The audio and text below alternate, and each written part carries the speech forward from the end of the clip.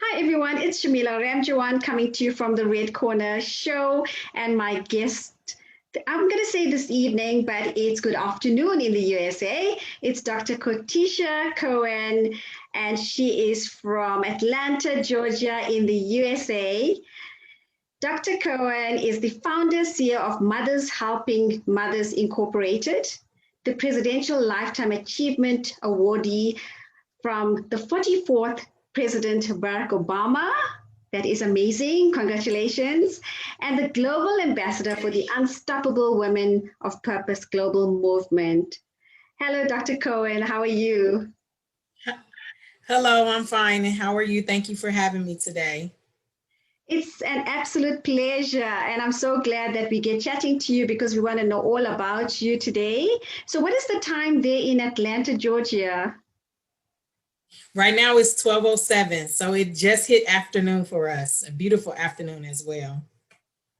Amazing. I'm still trying to get used to the different time zones because I speak to so many people in the US and it's all different time zones. And sometimes I get so confused and we miss meetings. But so glad that I have you on the show today. And I'm sure we're going to get to really know you a lot better. hmm Yes, I'm excited for today. I think just to kick off, maybe tell our audience who you are and just a little bit about your background, growing up, childhood, anything that you'd like to share with us. Okay. Well, as she said, I'm Dr. Cortesha Cowan. I'm born and raised in Lima, Ohio, lived in Columbus, Ohio for about 2 decades, and just relocated to Atlanta, Georgia during COVID. And I was a teen mother. I had my first baby, my first son at 16 years old, and graduated on my birthday, walking the line, pregnant with my daughter. And then I have my last son who is absolutely amazing and is about to graduate. He's a 2021 class graduate this year. So I speak around the country about empowering teen mothers and their babies. My nonprofit organization was birthed in 2007, became incorporated in 2009, and it's based off of supporting homeless teen mothers and their babies. It started in Columbus, Ohio. But as a teen mom, I didn't go through the ups and downs or some of the things that the girls that I serve today has gone through, but I still have a story. Mother and father both was incarcerated before. Mother came home and became the assistant administrator of my childcare center that I had since 2007. Unfortunately, after 17 years, it had to close during COVID. And instead of reopening it, I relocated to Georgia to launch Mothers Helping Mothers here as well. We're also in Cape Town, South Africa, alongside Girls Pride Africa, where we help homeless teen moms over there and refuge teen moms and child brides. Um, all of my accomplishments that I've received over the years does not even measure to the girls that God has allowed my organization to serve and those that we've been able to help. Over 65,000 in the US and more than 77,000 just in the last 2 years of connecting with Girls Pride Africa in Cape Town. So that's just a little bit about me. I'm a best-selling author, co-author of 6 books. I have a book of my own. So total books right now, as of today's date, is 11, bestseller of 5. Unstoppable Women. That movement was birthed because I am trying to help women understand the identity of purpose, finding their purpose and passion.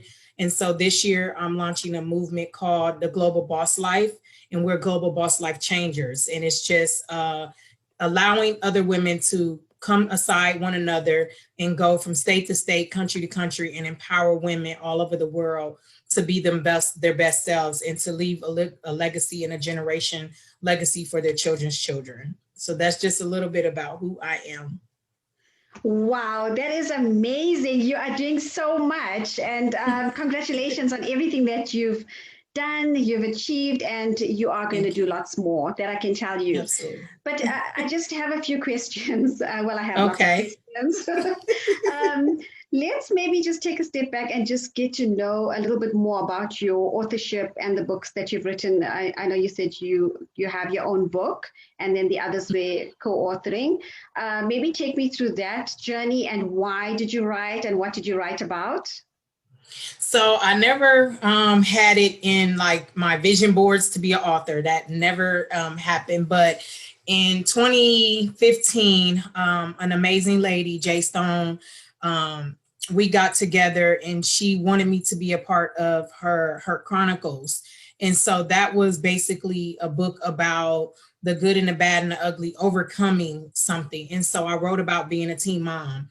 And so when I actually wrote that chapter, I said the reaction that I got, she actually took a couple of the chapters, and during the book signing, she did like some people performed your chapter, and I had no idea they were going to choose my chapter.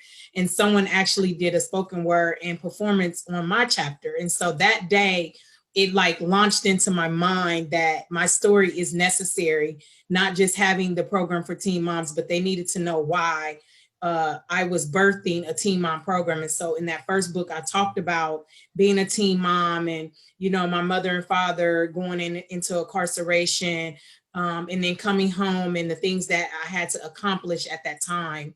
And so it launched me. And so every book after that just became like, a person would contact me and say, hey, you're perfect for this book. I'm writing a book about courageous woman. I need you in it. I'm writing a book about Miss CEO. I need you in it. And then the Miss CEO book turned into a few other books with her, turned into 2 awards from Miss CEO, Miss Jessica. And so that literally launched me into continuing to write. And so, you know, I was like, in 2018, I said, okay, God, most of the people that I talk to are really trying to find their purpose and trying to find their passion, but they don't know how. And so God had me downloaded a book called Finding Your Purpose, Passion, and Planning It Out in 20 days. And literally everyone that has purchased that book from me has really found their passion, and sometime before the 20 days was even up. And so I was blessed to write that book myself. So that is the one that I use as a tool. I use as a manual with the girls when we teach them. And so author was never in the scope, but I am so glad that, you know, God seen someone like me and said, hey, I need you to be a voice for the next generation. And so I've been honored to write in all the books. Quarantina was one of my favorite, where I just wrote with 47 authors from all over the world. It's birthed out of the UK, and it's about us pushing through quarantine, us pushing through COVID. And so that's one of the books that I really gave a deep story on how I transitioned from Ohio to Georgia during COVID, and closing the businesses that I had in Ohio to do what God has called me to do. And that's create more chapters of Mothers Helping Mothers to help more homeless teen moms across the country.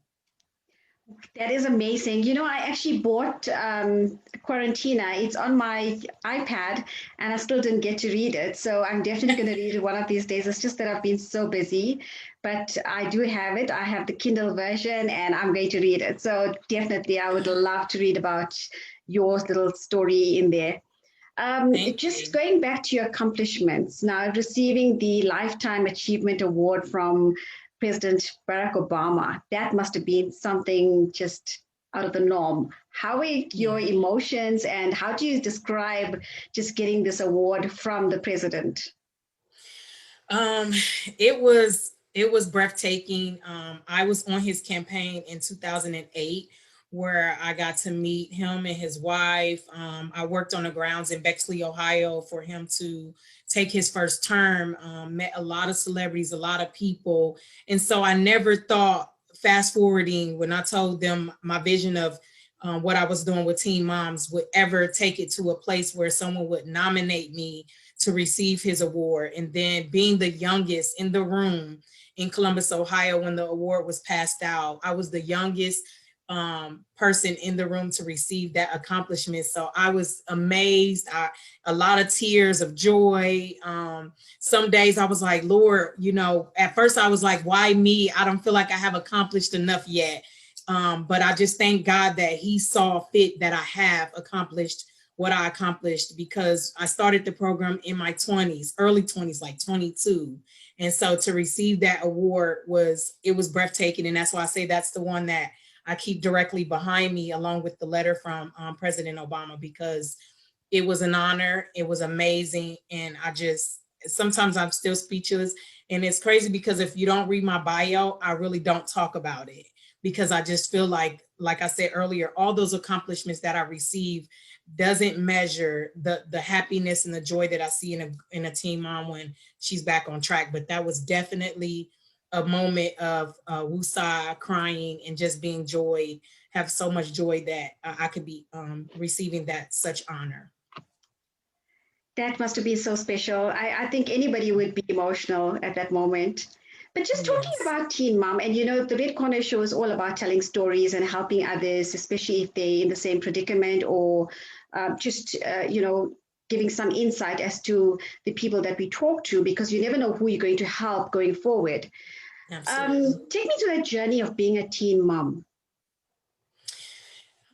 Every time I get this question, I'm like, what does the journey look like for me? So at a young age, I received the nickname Tisha Mama. And that's because I was a nurturer so early, right? So when I became a teen mom, I always tell people that now that I look back at it, it was literally already written for me to be a teen mom. And I say that because I still graduated high school. I still got my college degree. But there was some up and downs, and the up and downs were I became a teen mom because my mother and father were both incarcerated. And by the time my mom only did 13 months twice, and she never went back, but my father was in and out all the time. And so I thank God that I still have a really good relationship with him now today.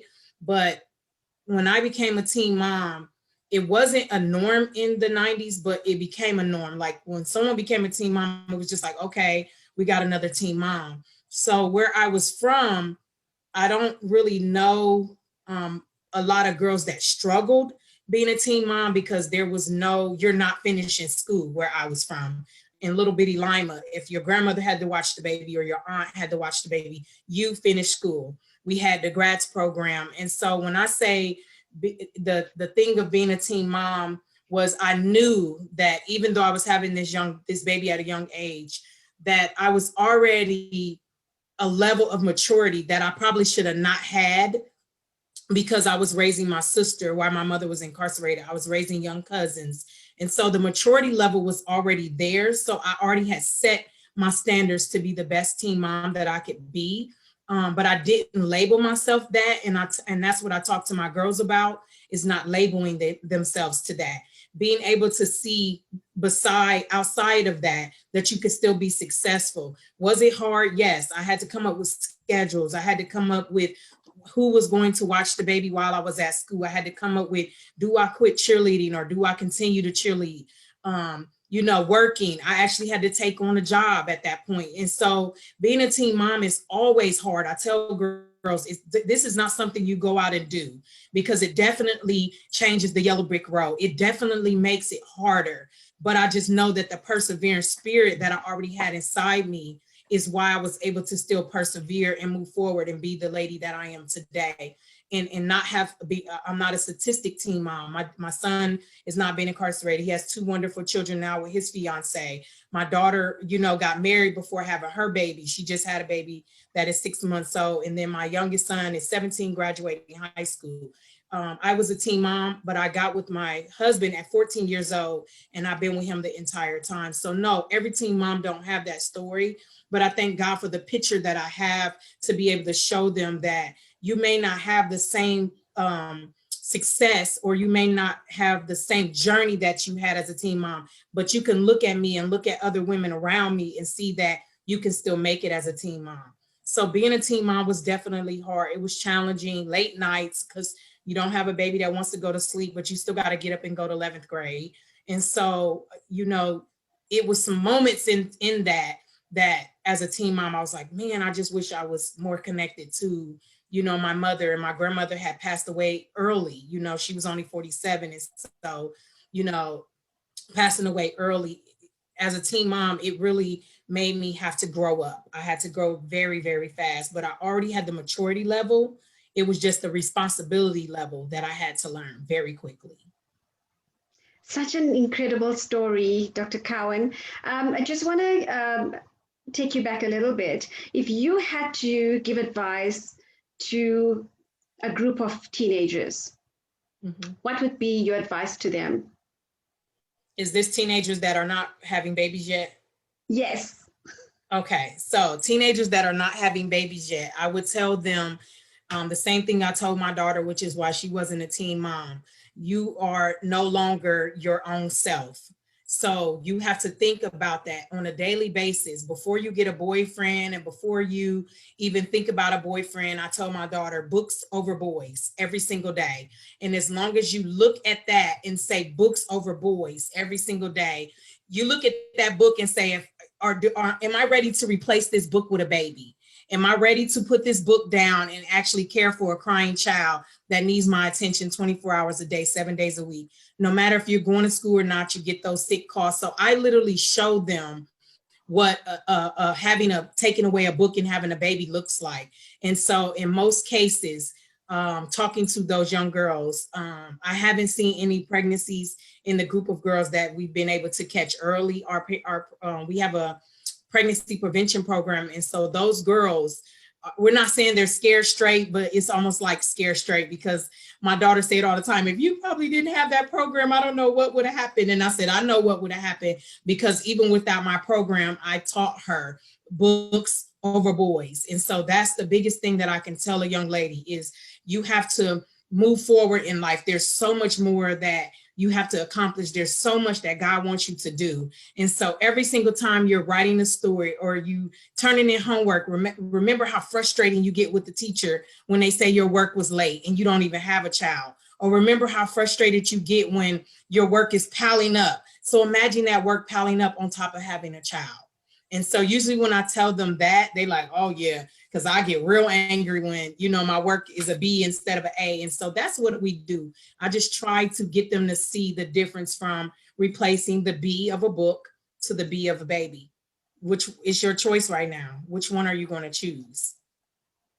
I love that. I love that. And, to all the young girls watching, books over boys, let that stick. Yes, absolutely. I think those are just amazing, incredible words that's going to take you through your journey in just growing up and going through all the growing pains, because there's so many temptation. There's so many different people out there, the caliber of different people, and usually it's peer pressure as well, where you get wayward and you do certain things that you shouldn't be doing. So yes, books over boys. Remember that. Absolutely. Dr. Cowan, of all the countries, the 54 countries on the African continent, you chose South Africa and partnered with Girls Pride, the initiative. Why? Why South Africa? Why that organization? I know the organization is very similar to what you're doing in terms of just growing the network and working with people, especially with what you've been through with teen moms. So just take me through that entire, because I'm just curious to know why South Africa. So to be honest with you, if anyone that knows me know, I was looking at Nigeria since 2016. We were supposed to do a medical missions trip with Nigeria, right? So this young lady in South Africa was, her organization is 3 years old. She was going through a place in her life where she said that it was no one helping her and she was about to quit. She started Googling. I mean, we still talk about and laugh about this to this day. She started Googling homeless teen mom programs or teen mom programs. And she ran across me, inboxed me on Facebook and said that she needed help. Right after that phone call, I said, you are not quitting. I said, because I was already told and spoken, it was spoken into my life by a lady from New York in 2009. I'll never forget it at a church conference. And she told me that I was going to be doing work in Africa. She said, I don't know how or exactly when, but I see, and she started naming the colors. And she was like, you're going to put roots in Africa with this program and the things that you're doing. And so when she contacted me at the end of 2018, beginning of 2019, I said, no, you're not quitting. I'm just going to come alongside of you because it was already meant for me to do it. And I had been searching since 2016, but couldn't find anything that can that can put me into Nigeria. And so I said, okay, God, you said Africa. I chose Nigeria, didn't know why. And now you're choosing Cape Town, South Africa. And from that day forward, we have launched a free store over there. I moved her out of a small village into a house that can take on a free store. We can cook hot meals for the girls. And so in 2019, we flew her over from Africa for the first time ever. She was able to come to the United States. We went to Vegas. Actually, was the very first state that she ever seen. And she's like, oh my God, why did you bring me to Vegas? This looks crazy. But we had a conference out there. And so in that conference, when she spoke on stage, I was able to sit back and see what I meant to her in her organization. I had no idea that the small amount, what I thought was a small amount of money, was making such an impact in South Africa to the young girls. And so we become really good friends. We call ourselves sisters.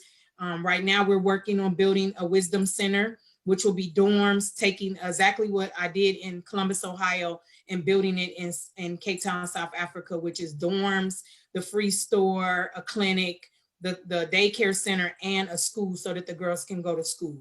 And so that's what we have in the works to be accomplished by 2022. So God put me in South Africa. I had no idea, but I was blinded by how beautiful South Africa was. I was like, what? Just every time we have our video calls with the girls, I'm like, it's just so beautiful over there. And so we were supposed to turn around and go 2020, but of course with COVID, things happen. And so we have it in the works to go this year so that we can finally meet the team and meet the rest of the girls face to face. But God definitely put that stamp to have me in South Africa. Thank you so much. Thank you for actually working with South Africa. It's a beautiful country and Cape Town is absolutely amazing. So please let me know when you are here in Cape Town, because I'd also like to connect with you and come over and see what you're doing there in Cape Town. Okay, absolutely. Absolutely. That would be great. Let's hope that COVID is going to be something of the past soon. So just being the global ambassador for the Unstoppable Women of Purpose Global Movement, what's that all about? So that is literally just taking women from all over the world that have a purpose and a passion for uplifting other women and literally using our voices to do that. And so we have connected with a lot of women in the UK. I'm working with my sister Deb in Finland. And so literally this movement, again, is just literally saying, no matter what walk of life we come from, no matter our background, no matter our religion, we are standing up with one another to use our voices to help empower each other. And I've seen it so much more in COVID than I've ever seen, as far as women coming together from the globe and just saying, what can I do to service you? Would you like to use your voice in this book? How can you use your coaching program over here? How can I use my coaching program in the US? And literally just coming together to not be competitors, but to work together, not have competitional spirits, but to really show collaborative efforts on doing the work. And so that's what the Unstoppable movement is. We are unstoppable women of faith who are going to beyond the measures that most people say women can't do together, and we're showing that we can. Love it. Is that aligned to your global boss movement, Boss Life? We are in the process. We just got the logo redone. And so our team here in Atlanta is in the process of getting all of that put together so that the co-founders can make sure that we kick this off just right. We want it to come out. We have jackets being made. So it's almost like a sorority, but it's a sorority of global bosses from all over the world.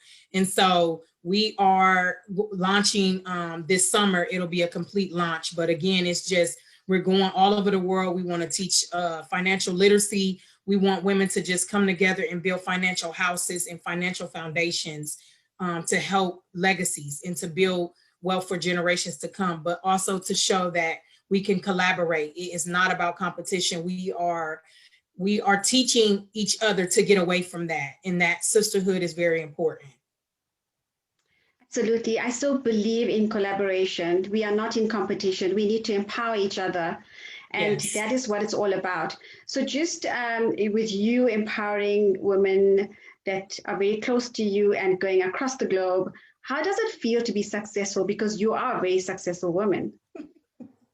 I always say the success is not done yet, but to be where I am today is an honor because, again, coming from a small town that was drug infested and that had a lot of different things, gangs and all of that, and to still persevere past it and know that I never accepted a no. I just continue, even in the nonprofit sector. My nonprofit has never received large grants or large government donations, but we still have helped that many girls.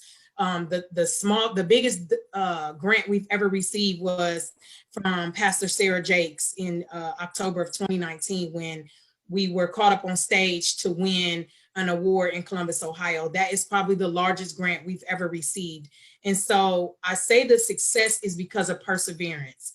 I'm so honored to be able to teach other women to put pain in their back pocket and perseverance in the front pocket. And as long as we can continue using that method, we can all be successful. So I'm not as successful if the woman next to me isn't just as successful. And so until I see the global movement with women just as successful as me, I'm not successful yet. And that's how I look at it, so I can continue to move forward, to leave a mark on this globe, helping other women move forward. That is so apt for International Women's Month, because we're in the month of March and we're celebrating women, and that is the perfect advice and I would say acknowledgement and help and assistance that you would actually give to women out there. You are an empowered woman and you're empowering women, which is great. Thank you for that. Thank you. I'm doing my best. I can see that you're doing more than your best. Dr. Cowan, just on your accolades and your awards, I mean, you've been recognized globally. You're sitting with a wall full of accolades behind you. Anything that stands out for you, and anything of note that you want to add and tell us about that's interesting? The thing that stands out right now is the humanitarian award from Finland. The global awards are standing out because not only is it allowing me to see that there are women in the world and foundations in the world that see the work that I'm doing and recognize it, but it's also opening up doors for me to be able to use my tools and services on that level, because it's women in the UK that I've met now that was like, man, if I had a coach like you, or I had services like you 2 years ago, where would my business be? Or the women in Finland, where were you, Dr. Cowan? And so those awards stick out because they've opened up doors for me to be able to service women in different worlds and in different cultures. So the humanitarian award that I just received in 2020 from Finland stuck out. The award from the UK for the Women's Successful Business Women Award that I received sticks out. And then I wasn't for sure when we connected if you were a part of the award I received, because I saw the flyer that you just posted. I'm like, I'm just getting, you know how you said you was confused with me. I was like, is she connected to the award that I just received from the UK? And then I looked back and I said, I think you were. And so just my UK awards and my Finland awards have really been an honor and have touched me, especially with everything that was happening during COVID, and for it to be recognized by women like you from a different area was just amazing. It was definitely amazing. Awesome. I love it. I think it's the accolades and awards that we receive actually acknowledges our work, which makes it even greater, because when you're out there and you are really striving for the best, you actually don't know the impact you're making until someone else recognizes you and awards you for what you've done. Yes. And it's breathtaking, but it continues to help me have the perseverance that I need to push forward, because that means that I'm doing something right, to be recognized and to be looked at on many levels now. Keep up the amazing work that you're doing. And I can see that you're going to go very far and do more, but not just for the US, across the globe and Africa. Thank you. Thank you. Thank you Dr. for Cowan, having me today. It's a pleasure. Dr. Cowan, just on 2021, we've started, we're now in the third month of 2021. What else do you have in store? Are there going to be any changes in what you're doing? I know you shared quite a lot. Is there anything else that you want to add? The biggest change is God is moving very, very fast in my life as far as my nonprofit. We are launching our free store here in Georgia, April the 1st. We're using this month to accept donations and get what we need to get the free store open. And then also launching in Florida. And so God has put me with an powerful, amazing team of women who is all coming together with their businesses. We've all collaboratively put our businesses together and putting them in one location to take it to another level. So now when you come into the centers, we are creating empowerment centers. I had one in Lima, Ohio. Due to the lack of support services that I received, we had to close it, but we're reopening the Lima location as well.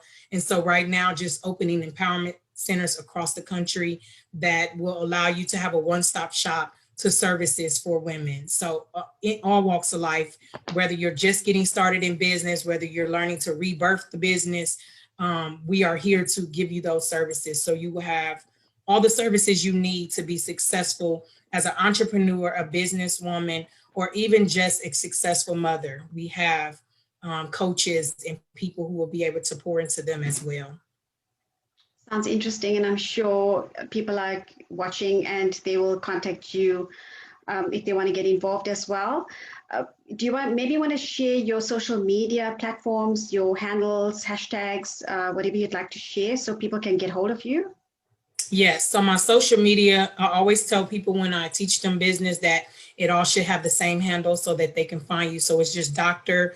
Cortesha Cowan on every handler that we have that we are available to use. It's just Dr. Cortesha Cowan, and then Mothers Helping Mothers, same handle. And then for Cape Town, South Africa, you can go to MHM Global on Facebook. It has a page and that just talks about everything that we're doing in South Africa. So Mothers Helping Mothers, everything. MHMteen.org is the website. So the abbreviations of Mothers Helping Mothers, and then teen like a teenager, TEEN.org for our nonprofit. And then my website is still drcorteshacowan.com. So it's just Dr. Cortesha Cowan on every handler. Perfect. And then being International Women's Month, what is your power message to the women out there that are watching for International Women's Day? So my power message is, I know that with COVID and everything that we have going on, and we still need to push through our own circumstances, is put your pain in your back pocket and perseverance in the front, and just keep moving forward. Remember your why you started, why you need to continue, and why you're going to have amazing impact and outcome on this world. Just remembering that is the best information that I can give any woman that is trying to move forward in whatever it is that God has called her to do in this season. Perfectly said. Dr. Cortesha Cowan, thank you so much for coming and joining me on the Red Corner Show. I wish you all the best with your initiatives that you're working on in Africa and across the world. And I hope that we meet at some point and touch base. And I wish you all the best. Thank you so much for having me. And of course we will. Awesome. This was a time coming. We've been talking back and forth for a while, but I thank God that we've been able to connect today. So you would definitely be seeing me in person soon. Love it. And I'm looking forward to that. Thank you. And you too. Bye. Bye-bye.